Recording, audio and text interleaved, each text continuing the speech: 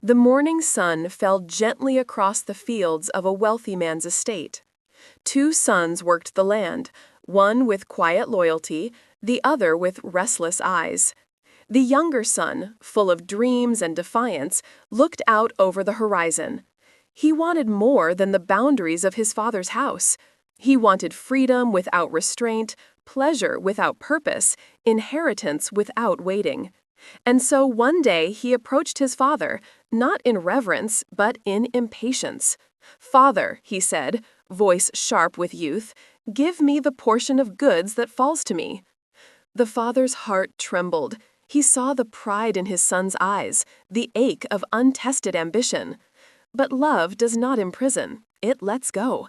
So he divided his property between them. The older son received his share in silence. The younger gathered his inheritance and left, walking down the road that led away from home, away from covering, away from wisdom. Days became weeks, weeks became months. In a distant country, the young man's fortune bought him friends, laughter, and nights filled with false joy.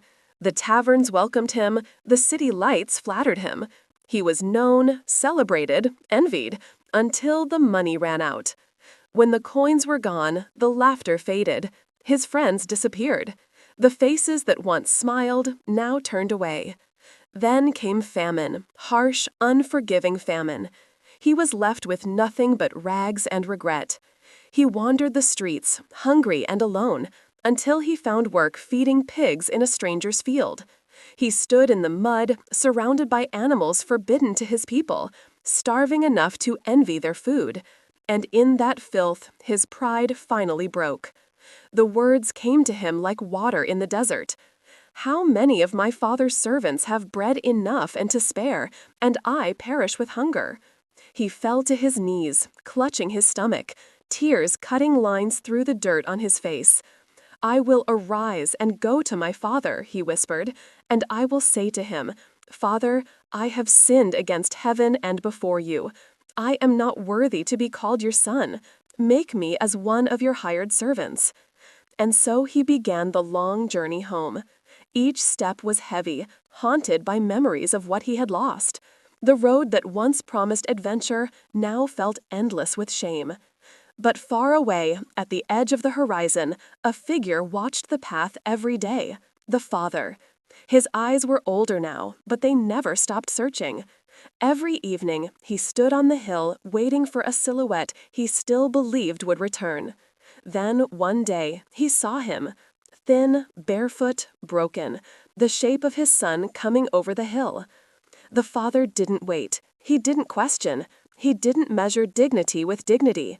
He ran, robes flying, tears flowing, love overcoming years of silence. The son fell to his knees, voice trembling. "Father, I have sinned against heaven and in your sight. I am not worthy to be called your son." But before he could finish, arms wrapped around him. The father kissed his forehead, the mud, the filth, the regret, none of it mattered. "Bring the best robe," he cried to his servants. "Put a ring on his hand, sandals on his feet. For this my son was dead and is alive again. He was lost and is found." The house filled with music that night. The fire burned bright.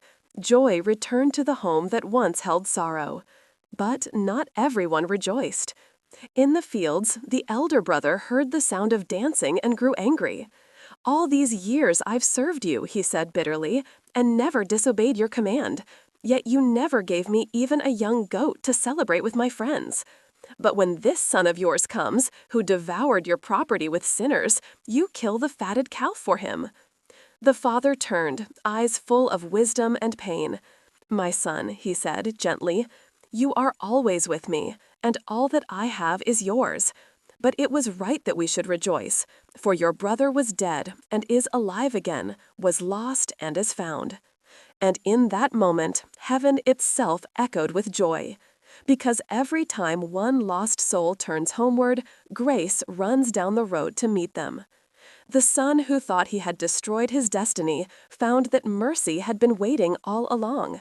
The robe covered his shame, the ring restored his identity, and the embrace rewrote his story.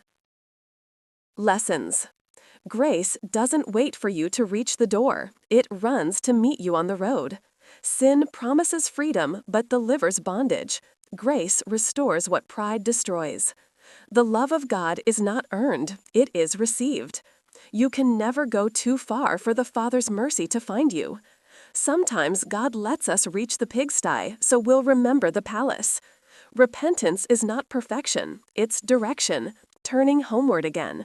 The robe, the ring, and the sandals are God's way of saying, you still belong. The elder brother worked for love, the younger discovered it. Heaven rejoices not when we get it right, but when we come home. Every step away from God is wasted time. Every step back is grace redeemed.